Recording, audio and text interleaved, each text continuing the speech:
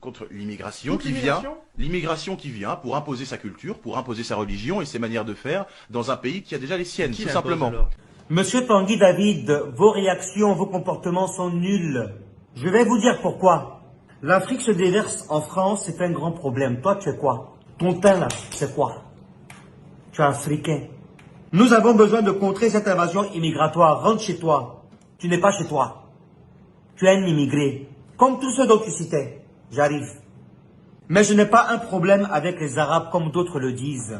Les Arabes dont toi tu parles là, qui ont été immigrés en France, c'est des Africains. Mais d'un autre teint de couleur de peau. C'est des Marocains, des Algériens, des Tunisiens. Ils sont africains. Comme toi, tu es africain. L'immigration qui vient imposer sa culture, sa religion et ses manières de faire dans un pays qui a déjà les siennes. Toi, c'est quoi ta culture? C'est la culture africaine. Tu te joues aux gens qui se sont trop adaptés en fait en Europe. Qui sont trop français dans le sang. Tu es africain. Ta couleur là, c'est immigré. Ton teint là, c'est immigré. Tes yeux là, c'est immigré. Ce que tu as en tête là-bas là, c'est immigré. Tu n'es pas chez toi. Les Africains viennent casser, agresser les Français, leur voler leurs logements sociaux et jouer aux racailles, c'est-à-dire ceux qui m'agressent. Toi où tu es en ce moment là, tu sais quoi? Tu ne profites pas de la France en tant qu'Africain d'origine. Tu ne profites pas des logements sociaux français, toi, Africain d'origine. Et aujourd'hui, tu vas venir te plaindre et traiter ceux qui t'agressent de racailles. Toi, Tanguy David, remets tes neurones en place, réveille-toi. Tu es quoi? Tu es Africain. Tu n'es pas blanc. Toi, aujourd'hui, oui, tu profites des logements sociaux français. Tu profites aujourd'hui de la France, de ses biens. Mais tu n'es pas français d'origine, tu es Africain. Même si tu es de nationalité française, tu es africain. Tes origines, c'est l'Afrique. Tu es né à Bamako, au Mali. Je te le rappelle, au cas où tu aurais oublié. Défendre la France, c'est défendre les Français avant tout également, et donc s'occuper des Français qui sont aussi dans le besoin. C'est pas que s'occuper des étrangers qui viennent, etc. Il faut aussi, non, il faut pas s'occuper que de ça. Il faut aussi s'occuper des Français qui souffrent. Défendre la France, c'est défendre les Français avant tout. C'est donc s'occuper des Français qui sont aussi dans le besoin. Ce n'est pas s'occuper des étrangers qui viennent. Il faut aussi s'occuper des Français qui souffrent. On est d'accord? Toi, ton problème dans ça, il est où? Ton origine, là, c'est l'Afrique. Viens t'occuper de l'Afrique. Parce que sache que si ce n'est pas l'Afrique, aujourd'hui, là où tu es là, c'est zéro. C'est grâce à ce continent-là, l'Afrique, là, que où toi tu es aujourd'hui, là, tu y es. Si c'est pas ce continent, tu serais dans n'importe quoi, dans la merde. Et ceux qui sont intelligents et qui connaissent la vie et qui connaissent c'est quoi la géopolitique comprendront ce que je dis. Et tout simplement qu'il faut commencer par expulser ces étrangers dont on ne veut pas, dont les Français ne veulent pas. Hein, même si ça semble te faire bouillonner, mais on n'en veut pas de ces étrangers qui viennent profiter. On n'en veut pas, on n'en veut plus. On a assez, on a assez accepté de monde. Ils ont assez profité de nous, ils nous ont assez remplacés jusque là, et il faut que le grand remplacement prenne fin immédiatement, avant qu'il ne soit trop tard. Toi, tu penses qu'il faut commencer par expulser ces étrangers dont on ne veut pas, dont les Français ne veulent pas? Mon frère, tu seras le premier à être expulsé de la France le jour où ils vont demander à ce que les gens soient expulsés. Tu vas être le premier expulsé. Tu n'es pas blanc, mon ami. Tu n'es pas blanc. Quoi qu'il en soit, tes papiers. Aujourd'hui, si le gouvernement français décide de retirer les nationalités à tout le monde, tu seras encore, je le répète, le premier à être retiré de sa nationalité française. Tu vas revenir en Afrique ici. Mais qui va t'accueillir? On n'en veut pas de ces étrangers qui viennent profiter. On a assez accepté de monde. Ils ont assez profité de nous. Toi, où tu es, tu ne profites pas de la France? Monsieur l'Africain qui s'est passé pour un Français, pour un Européen, ils t'ont pas accepté chez eux. Et encore, il y en a plein qui ne te veulent pas. Oui, il y en a plein qui ne te veulent pas. Et crois-moi, majoritairement de gens ne te veulent pas en Europe. Et surtout en France. Non, d'ici 2060, comme l'a dit l'excellente Marion Maréchal, nous serons devenus une république africaine. Hein. C'est-à-dire qu'en France, il n'y aura plus de Français, mais bien que des Africains, tout ce qu'on veut. En France, il n'y aura plus de Français, mais que des Africains d'ici 2060. Le jour où toi, en premier, tu décideras de revenir en Afrique, retrouver tes origines, retrouver ta vraie famille, à ce moment-là, tu pourras te permettre de dire qu'en 2060, il n'y aura que des Africains, parce que tu es un Africain. Il faut venir en aide aux Français qui sont dans une situation de précarité. Il faut faire en sorte que les étudiants qui soient dans une situation précaire aussi puissent pouvoir vivre décemment quand ils font leurs études. Et les étudiants apporter Quoi, les étudiants étrangers? Ils repartent chez eux à la part de leurs études. Et les étudiants étrangers qui étudient, très bien. Voilà. Et ensuite, j'ai pas dit ça. Ils repartent à la fin de leurs études. Ah, donc on les aide quand même, les étudiants étrangers. Voilà. Et ensuite. Comme quoi, ils sont pas tous mauvais. Bah, quelqu'un qui vient étudier, c'est pas fort, pardon, mais c'est un tiers de l'immigration. Quelqu'un qui vient étudier n'est pas un délinquant. Un tiers de l'immigration. Pardon. Déjà, il y a une bonne partie qu'on laisse tranquille, c'est très bien. Non, mais évidemment, toute l'immigration n'est pas achetée à la poubelle. Toute l'immigration n'est pas à jeter à la poubelle, mais toi, tu es à jeter à la poubelle. Toi, tu es à jeter à la poubelle parce que c'est une honte. Toi, ta présence, tes propos, tes réflexions, ta façon de réfléchir, tes sujets abordés sont des merdes. Et c'est mieux que des gens qui viennent pour casser, qui viennent pour agresser les Français, leur voler leurs logements sociaux, et pour jouer au racaille, c'est-à-dire ceux qui m'agressent à peu près au coin de rue toutes les semaines. Mais pourquoi tu fais ça? Arrêtez de faire le bounty. Le bounty. Arrêtez de faire le bounty. Arrêtez de faire le bounty. Et ceux qui t'agressent, ils savent pourquoi ils t'agressent. On n'agresse pas quelqu'un de nulle part comme ça. On ne parle pas mal à quelqu'un de nulle part comme ça. On ne se jette pas sur quelqu'un comme ça. Il y a des raisons. Remets-toi en question, monsieur l'Africain. Toi, tu n'es pas européen. Toi, tu es africain. Tu ne fais pas partie de l'Europe. Tu fais partie de l'Afrique. Reviens à tes origines. Regardez-moi ça. Tu n'as pas honte. Amoureux comme ça. Tu n'as pas honte. Sauvage.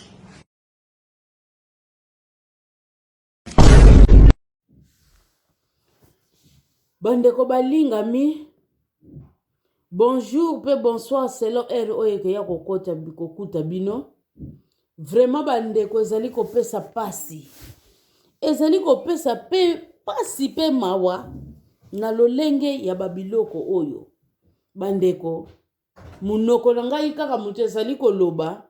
Me bino moko misu na bino témoin matoi na bino témoin bo uti ko mona video o na uti ko tsela bino nini oyo esili koloba na biso bandeko bolandi yango bien na bokebi bolandi yango bien na bokebi bomoni oyo euti koloba bandeko na ngai bolimbisa na kobenga mutu oyo tata oyo bandeko tata oyo auti wapi tata oyo auti wapi bandeko na ngai ezala abimeli kote ya Afrique ezala abimeli kote ya baili mais soki totali sana ye d'origine na ye bandeko azali africain yango bandeko na ngai président moko ya France na kombo ya Sarkozy lera lekaka akomaka président abimisaka ba bêtise na munoko na ye alobaka ke mutu mwindu azali peuple moko oyo azali sans histoire bandeko bafricain ngutu mutu balobaka na ye te bamininga na ye moko batu mwindu bamindele plutôt mutu balobaka na ye balobi na ye pe yo ozali mwana ya immigré oza mwana ya immigré yo me ndenge nini ozali koboya bandeko na yo ba immigré wana ezali complexe mutu ezali kosala bongo bandeko na ngai lolenge moko pe lisusu oyo tata oyo bandeko bolimbisa ngai na faso oyo alobeleli bandeko mutu moyindo place nyonso ozali linga oyeba histoire na yo bandeko na ngai ndenge tozalaka boye toalaka na 5 continents soki boyebaka te boyeba yango mutu na mutu azali na continent na ye oyo auta neti biso bandeko touta na Afrique kote na biso ya poso na biso o bandeko ezali Afrique eloko oyo esengeli toyebaka yango wana poso moyindo oyo ekeya kobotamila awa na Europe te mpona baloba ke oyo azali européen do donc nalingi koloba nini oyo nyonso akobenga ngai nazali boye ngai nazali boye ngai nazali boye wana ezali bapapie bandeko soko ozali na nationalité ya Europe awa boyebaka ezali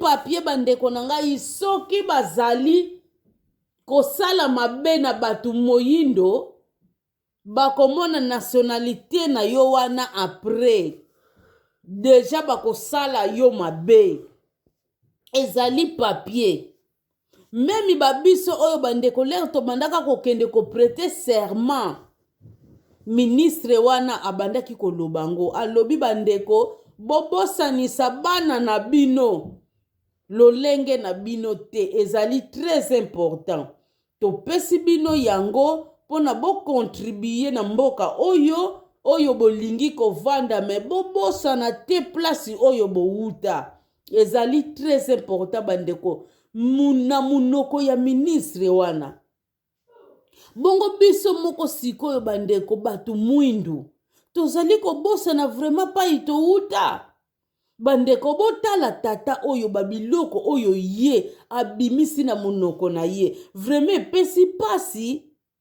epesi pe mawa komona mutu mwindu azali koloba babiloko ya boye memi Sarkozy ye moko tango alobaki babetizi wana balobaki nini akende lisusu koyekola ayeba keseke moto mwindu aza na histoire na ye lolenge moko tozoloba na tata oyo ayekola lisusu akende lisusu koyekola ayeba keseke poso na ye bandeko na ngai ezala outa na Afrique bana na biso oyo baza kobotama awa ozali toujours africain malgré nationalité na yo ya awa ozwi mais ozali africain poposo na yo wana eza ya awa te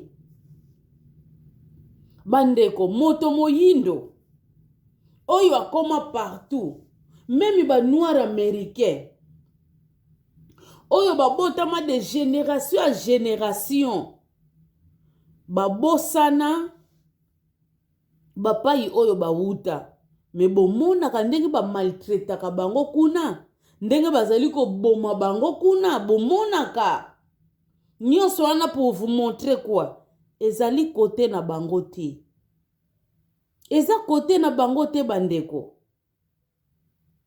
mutu oyo azali koloba na biso oyo quelque soit bandeko auta na Afrique quelque soit auti na Afrique te po boyebi histoire ya moto moyindo bandeko bakoko ya bakoko na biso n'est-ce pas mindele oyo basombaka biso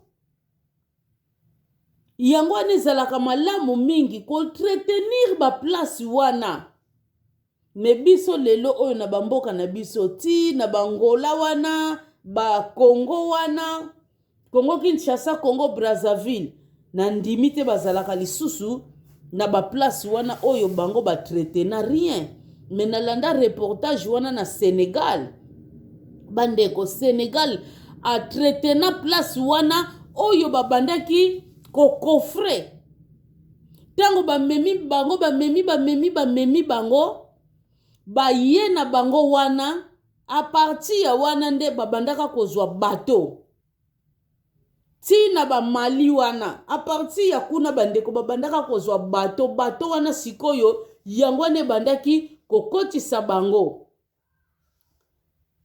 bandambo bakotsaka bango na Europe ndambo bamema bango na likolo kuna donc bakei direction Amerika ekotisa bango boyebi oyo nyonso tu elekaka ti na ba guerre mondiale na bango babiloko elekanaka na batu mwindu basoldat na bango babanda kozala na sima ba oyo batu mwindu babanda kotya bango liboso po tango bamasasi ezoya bato liboso mutu bakufaka mingi batombaka ba victime alors batu mwindu wana babanda koservi n'éclairage po na bango Tango déjà batu oyo ya liboso bakufi, batu ya sima bakoyeba prendre ba disposition ke abinemi bazawana.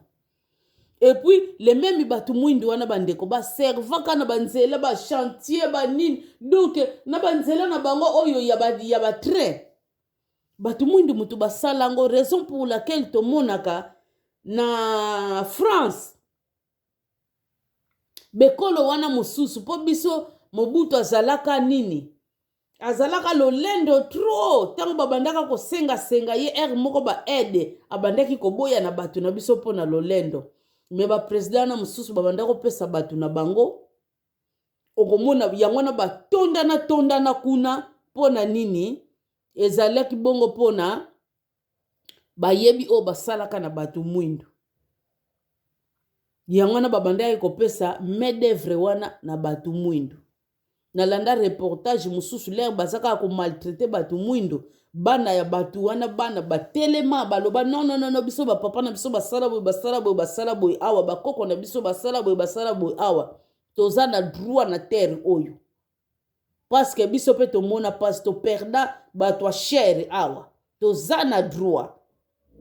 Bandeko na ngai, na tangu ya bakoko na biso oyo bakendaka kokoma besclave, est-ce que ba chef ya bamboka batekaka bango na volonté na bango? Non, batekaka bango na volonté na bango te. Ezalaka bango moko bamindele babandaki, donc ezalaki obligatoire. Bakoko na biso bazalaki ata na momoko te à dire. Soki bakomi bango babandako lukaka bato baza miskle wana, babandaka ko peze bango bandeko na ngai neti baniama bazo peze. Oya peze poa muke mbongo nepekezala muke, oya peze poa ya mingi mbongo nepekezala ya mingi. Donc babandaka ko sala bango bongo. Bandeko na ngai, si ndenge basombaka bakoko na biso wana basombaka bango, basombi bango na ndenge bakendaka kuna konio la bango, misusu bakoti na kote kotonga bandaku, misusu bakoti bango kote kokataka banzete ya minene, misusu bakoti bango na banzele ya kosala barai. Donc bakoti sa bango, donc baservaka neti bakoboyi pona bien ya bamindele oyo bakobayi pardon, pona ba bien ya bamindele oyo lelo oyo bazali kodonda na yango. Tokopesa foti te na bakoko na biso, foti te na bamikonzi ya ba wana ya bakoko na biso, po bazalaka na likambo ya koloba te, ezalaka bongo obligatoire. Donc mbongo wana bandaka kozwa ngo malgré bango, po mutu asepeli na ye te ateka eloko na ye, yoke elobane kaka fotekela ngai yango na pesi yo autant. Est-ce que ezalaka bandeko? Nga po sombe eloko na nga seki ngai moko na lingi na tekela yo, ezateka oya kozwa ngo par force. Donc ezalaki pasi pe mawa. Si bomona bandeko na ngai ata mutu ngaza na mbongo ndenge nini, akoka kosomba mutu te. Mutu aza cher na façon moko ya kosakana te. Nani asomba kaliwa, quelque soit aza millionnaire. Azali te bandeko. Bomoni sikoyo, ko banda ya histoire wana o bamindele basala kapa ina biso. Ya wana to monaka mutu mwindu akoma partout. Bazui mutu mwindu kaboli ye. Mutu mwindu bandeko akoma partout. Mebo ye batina mutu mwindu akomela partout. Ezalaka pe foti ya bakoko na biso wana te, po ba oblige ka bango, donc bazalaka na moto akoloba deva mindele. Bongo bino batu mwindu oyo baye kotika kote ya ba île. Lelo oyo bozalaka kaka ba français, bino batu mwindu wana. Po bozalaka bobanga kape kosenga nini? Indépendance. Po bozali komona mundele soka pesi indépendance na boye na liboso boye yebake na sima mukongo akoya. Alors muta betaka ne yo boye en face ozo mona ye ozwa ba disposition ke abeta yo na sima ya mukongo. Du okoyeba te nani oyo azobeta yo ekozala grave yango tozo mona ezo sala en Afrique. bandeko na ngai.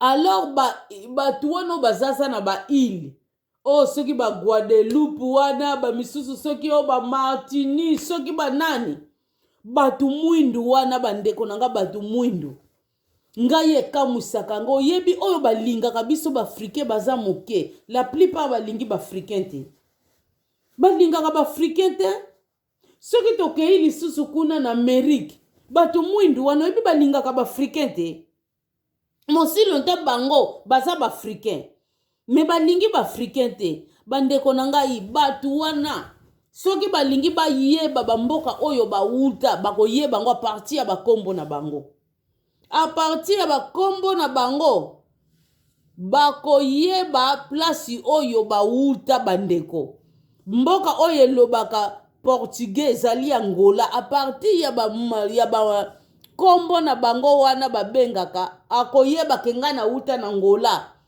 oyo pe auta na nini Congo Brazza to Congo Kinshasa bakoyebana na bakombo na bango bandeko bakoyebana ekozala malamu mingi. Oui papa batu wana oyo ba-américain to banani mususu wana oyo balingaka koapproche ba-africain te ezali par ignorance mpona bayebi te mais en fait histoire nde batangisaka bango donc balobaka na bango ke batu mwindu baza mabe baliaka batu ainsi de suite puisque tozala na mwasi moko ndeko moko boye ndeko na ye bavandaka na États-Unis bazwilaka ye mwasi wana lera ye abetelaka biso bahistoire nyonso babomaka mpe batu ke babomaka batu baza bien te boaprochaka bango te patati patata mais mwasi wana a force ndenge toyambelaka ye akomaki confondi alobi anga namoni origine na biso ezalaka Congo donc mpona amoni ke bato yango baza très accueillant tosali bafilme alobi nakende olakisa yango bapapa vraiment te nanu nazala accueilli boye te kutu toexplikaka mwasi yango toexplike bamakambo lolenge nini bino bokenda kose retrouve kuna alobi na comprendre eza foti na bino te donc ti tato oyo azosala babétise na ye soki aza ivoirien soki mpe camerounais ou qui que ce soit. Donc, c'est par ignorance ou togolais comme ça. C'est par ignorance. Il y a réactionné d'autant plus qu'il y a beaucoup de Noirs qui ont immigré en France, partout ailleurs. Papa, bolimbisi, papa, bolimbisi. Ngala moni eza ignorance te. Foko benga iloko na kombo na ngo. Ye mutu wane eza ignorance te. Papa eza ne buzoba. Mutema mabete za buzoba tata wana foko benge loko na kombo nango azana buzoba makasi. En tout cas bon buzoba wana esengeli alongola ezalaka te.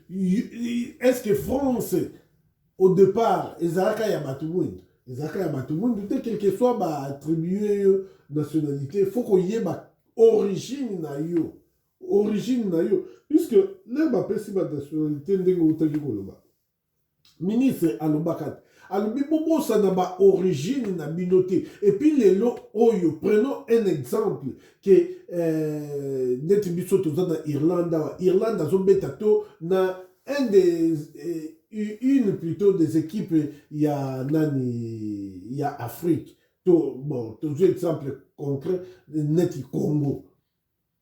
Foko kumisa nanu mboka na yo soki mboka nonde poli oyebike ozape irlandais donc c'est comme ça mais oyo yo ozo prendre par lokola yo français d'origine vraiment eza mawa trop azonga nanu na ye moko a penser ndenge oyo esengeli a penser et voire même que moi je donne pas tort na tata oyo azo répondre. Félicitations tata wana. À féliciter. Puisque soka aza marocain ou bien algérien en tout cas félicitations. Bêtise wana. Tala na couleur ya po na yo te. Tala na couleur ya po na yo. Eza soni na bamindele. Eza musala soni. Ye mutazolo banga azo yoka soni te mais en tout cas eza ridicule. yango nomoni bajene mpe bakale ye bato bakale ye po na basala ye mabe po basepeli na babiloko oyo ye asali te. En plus de ça papa nalanda tozalaka na yo reportage moko tolanda société moko ya ba fromage bandeko sorry société wana bakenda kosala yango na Martini. Alors ezalaki na fromage moko babandaki koteka yango kuna babandaka koteka yango à l'époque l'air ba vie ezalaka moins cher babandaka koteka fromage wana un quelque na France mais na Martini na ba supermarché na bango babandaka koteka yango na valeur ya 3 et quelques francs français à l'époque bandeko eloko oyo esalami kuna na Martini il fallait ngutu kuna ezala moins cher pona nini main d'œuvre kuna ezana no prix assez par rapport ya France dans l'entretemps kuna futi transport te mati avion te kaka delivery ndenge tolobaka ya ba mituka e mati avion te me bandeko nanga botala place oyo ye oyo bandako ya ko bazotekela ezalaka cher ba taxi ezalaka cher ba nini oyo ba bili ba facture ezalaka cher ba travailleur bazofuta bango cher mais ezali un quelque place oyo vingu to eza moins cher batie yango 3 et quelque. Si naza na mémoire bien si nazobosana te batu wana ba revendikaki ba droit na bango bakomi kolakisa biloko nyonso tu balobi botala eloko oyo awa eza prix boye botala na France eza prix boye botala eloko oyo kuna eza prix boye botala na France kuna ezali prix boye bandeko balobi en tout cas ba français ba changer biso tozali ba chose na bango te bayaka ko utiliser soki bako continuer boye biso na bango photo silana toza pe na posa lisusu ya ba nationalité na bango te pona bazo profiter na biso bandeko ba histoire wana nyonso batu bazo bosa na yango balanda yango te to nini te mais soki botali bosali recensement komona batu wana mingi balingaka ba africain te o balingaka ba africain baza moke la plupart balingaka ba africain te botala biloko oyo mindele bakotsa bango me bandeko nanga tina 21e siècle bandeko nangai tozokutana na ba raisonnement ya tata oyo ndenga lobi. Moi personnellement bandeko nange salinga soni makasi raisonnement moko archaïque ya komona tata ya bongo aza na raisonnement moko archaïque azo raisonner nanu te ye moko aza mutu mwindu azo yoki sabatu mwindu soni tata wana oyo akamati ye wana kokozala marocain ou bien ba algérien babiloko moko ya ndenge wana aza africain aza africain donc ozomona penza ke esali soni tala na tata wana revendiquer ça n'existe pas en tout cas pesi passe yo kende koloba ke ba français bango moko bazo souffrir que biso baba aider ba français bazo souffrir ba immigré bazui déjà ebele mais soki ba mboka mindele oyo ezo vivre bandeko nanga eza pona ba bien ya Afrique eza pona ba richesse ya Afrique soki lelo oyo Afrique ezo souffrir eza pona bango bazala bien bandeko po soki Afrique evandi kimia makambo nyonso ekomi pose bandeko na Europe oyo ngana bino tolingi tokimango tokokimango ba okoma na vie ya cher na façon moko akosakana te po mutu mwindu siko akomi koteka biloko na ye na ndenge ya normal bozomona dumu ndele po a sauver peuple na ye alia bien avanda bien makambo ezala bien kama ba foni ya ba 50 pe ezala po matière yango toyebi bapa ye utaka ezo senga bamboka na biso feza na trouble po bango bazala na bien oyo lixio biso tozomona awa po soki bamboka na biso eza na trouble te tokomona lixio oyo te politique oyo esalamaka yango wana siko mutu mwindu wana nakomona boye bozomona kaza mutu atanga me raisonnement na ye eza ya bazoba bandeko na ngai na kamwe yango wana bato wana bakalaki ye bazomenase ye soki bakobeta ye mutu akoyeba donc ndenge aza wana mutu moko te oyo azosepela na ye ndenge towuti komona mutu moko te azosepela na ye donc bato nyonso totala ngutu Sarkozy ye moko ngutu bato basepelaki nango te bongo ye mutu bakosepela nango donc bandeko na ngai ndenge kaka towuti koloba mutu mwindu alamuka mutu mwindu pardon tika buzoba ko mutu mwindu oyeba valeur na yo yeba valeur na yo yeba valeur na yo quelque chose se retrouver na kwa nini moto moyindo yeba valeur na yo mutu mwindu azali kolinga komiyeba valeur na ye te totala kaka mbaleleka oyo na États-Unis président oyo alekaki wana ya mutu mwindu bomoni kaka na manda na ye baboma lisusu batu mwindu makasi lisusu koleka ndenge babomaka ezalaki basabotage akokaki kokase eloko wana aprivilege poso na ye me akokaka yango te asalaki yango te si atiki pouvoir wana atiki kaka babomaka batu mwindu or ezalaki eloko moko facile mpona kosukisa chaque équipe ya bapolisier chaque équipe oyo ezobima ezosala patrie mutu mwindu fazala wana pe ya policier sikoyo bapolisier wana oyo ya bamindele bayebi deja ke toza na moninga na bango awa du elinga kozalela bango pasi siko mpona bamaltraite mpo mutu mwindu oyo amoni akodenonse nyonso donc ezalaki kaka façon oyo alinga ekokasele eloko wana chaque équipe ezobima soki baza de mutu mwindu moko mundele moko soki baza 3 ezala mindele baza mibale mutu mwindu moko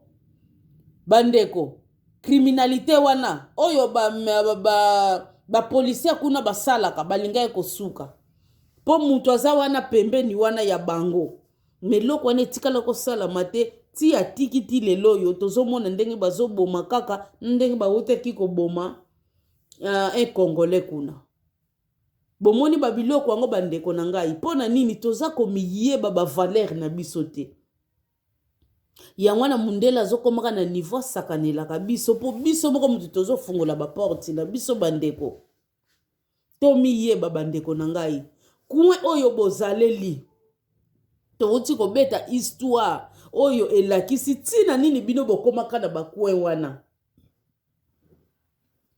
ntina ezalaka yango wana meza teke mpo yo okomi na kue wana obosanake makila na yo ezali ya Afrique ndeko yo mutu mwindu nyonso kue nyonso oyo okutameli bandeko yebake makila na yo eza ya Afrique bandeko tomipesa valeur tolamuka na pongi totika babétise tina 21e siècle mutu mwindu azoyeba nanu histoire na ye te mutu mwindu azoyeba nanu te azali nani azalaki wapi sikoyo aza wapi pe azokende wapi mutu mwindu azoyeba biloko wana te bomoni mindele bayebaka deja dans 50 ans fo tolinga mboka na biso esala boye ezongisa boye me biso tolingaka buka lelo yo soki lona lelo yo buka kaka lelo oyo biloko tolingaka yango wana tobosanaka ke tango loni fotika temps mpona kobuka biso tolingi eloko wana te na kolinga eloko wana te yango wana tozali kaka kopedre yango wana toza koavanse te bandeko biloko mosusu o biso tokoma kosepela nango sikoyo na mboka bamindele boyebi ebandaka barecherche wana ebandaka ka wana ngutu baordinateur ezalaki te na bapapier bandeko bato babanda barecherche wana bakufa misusu mpe baya oyo baya mpe okomona mba mosusu bakutana pe te me apartika ya bapapier wana bazoyeba babandelaka boye siko bakomi boye biso siko tokobandela awa tokokendela boye tokozongisa boye kaka na bapapie ezotikala me biso tolingaka babiloko wana te bacentre de recherche wana ezalaka te tolingaka kaka basalelaka biso mindele basalelaka biso na opesa bino exemple moka ya tuber totala tuber bandeko awa mundele po bomona kufi na tuber eza baka moko rare mundele alonga tuber na traitement me biso bato mwindu totala ndenge bomaka biso kuna mpona nini po tolingi kosala barecherche te tozalaka na barecherche oyo bamindele basalela biso kala baniveau ya batraitement nango oyo bindele basalela biso kala me mundele azodevelopa yango yango wana alongela yango nyonso wana bandeko nango ekoteya biso te bandeko tina 21e siècle tomona mutu mwindu ye moko aza komifingisama aza komilongolisa valeur alingi bandeko na ye te mpo na ye aza na nationalité ya France ndenge avandaka na France selon ye baestope bafrançais donc ye pe azali pour nani Marine Le Pen ndenge alobaki akokata baede donc ye pe azalaki pour yango akata na ye bandeko kokata wane pesaki malamu te kokata wane sonaki malamu te po lobi okokata ngo kaka na baimmigré bandeko mboka nini oyo ezanga baimmigré baya kopesaka force na kati ya mboka sans immigré kovivre te bandeko na ngai du baimmigré bazalaka kaka banda bakoko na biso makambo wana esalamela bongo ekendelaka pe kaka bongo bandeko na ngai bino moko bolandi video boyoki oyo esengelaki boyoka donc epesi pasi pe epesi mawa bandeko totika koyokisa poso na biso soni changement ya mentalité yango oyo tozali kolinga ekozala malamu mingi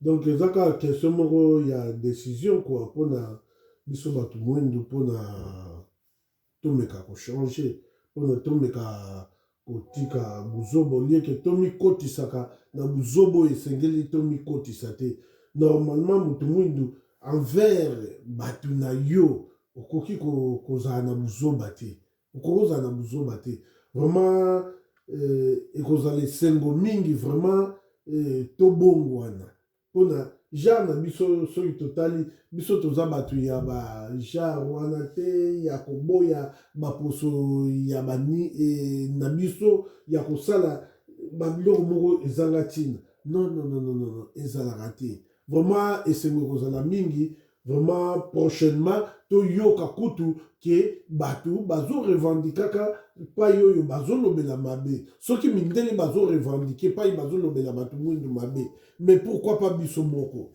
olie ke toapuyaka basotise wana ezalaka te vraiment bandeko na ngai donc boyamba yango malamu na esprit ya bien quoi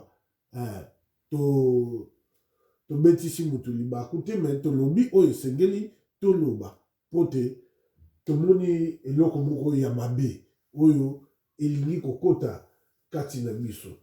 Merci bandeko na ngai ezalaki bongo biso bandeko na bino towuti kopartage na bino tolanda lisusu video na biso oyo pona tozwa lisusu 1+. Merci beaucoup. Contre l'immigration qui vient pour imposer sa culture, pour imposer sa religion et ses manières de faire dans un pays qui a déjà les siennes, tout simplement. Monsieur Tanguy David, vos réactions, vos comportements sont nuls. Je vais vous dire pourquoi. L'Afrique se déverse en France, c'est un grand problème. Toi, tu es quoi? Ton teint là, c'est quoi? Tu es africain. Nous avons besoin de contrer cette invasion immigratoire. Rentre chez toi. Tu n'es pas chez toi. Tu es un immigré. Comme tous ceux dont tu citais. J'arrive. Mais je n'ai pas un problème avec les Arabes comme d'autres le disent. Les Arabes dont toi tu parles là, qui ont été immigrés en France, c'est des Africains, mais d'un autre teint de couleur de peau. C'est des Marocains, des Algériens, des Tunisiens. Ils sont africains. Comme toi, tu es africain. L'immigration qui vient imposer sa culture, sa religion et ses manières de faire dans un pays qui a déjà les siennes. Toi, c'est quoi ta culture? C'est la culture africaine. Tu te joues aux gens qui se sont trop adaptés en fait en Europe. Qui sont trop français dans le sang. Tu es africain. Ta couleur là, c'est immigré. Ton teint là, c'est immigré. Tes yeux là, c'est immigré. Ce que tu as en tête là-bas là, c'est immigré. Tu n'es pas chez toi. Les Africains viennent casser, agresser les Français, leur voler leurs logements sociaux et jouer aux racailles, c'est-à-dire ceux qui m'agressent. Toi où tu es en ce moment-là, tu fais quoi? Tu ne profites pas de la France en tant qu'Africain d'origine? Tu ne profites pas des logements sociaux français? Toi, Africain d'origine? Et aujourd'hui, tu vas venir te plaindre et traiter ceux qui t'agressent de racailles? Toi, Tanguy David, remets tes neurones en place, réveille-toi. Tu es quoi? Tu es africain. Tu n'es pas blanc. Toi, aujourd'hui, oui, tu profites des logements sociaux français. Tu profites aujourd'hui de la France, de ses biens. Mais tu n'es pas français d'origine, tu es africain. Même si tu es de nationalité française, tu es africain. Tes origines, c'est l'Afrique. Tu es né à Bamako, au Mali. Je te le rappelle, au cas où tu aurais oublié. Défendre la France, c'est défendre les Français avant tout également, et donc s'occuper des Français qui sont aussi dans le besoin. C'est pas que s'occuper des étrangers qui viennent, etc.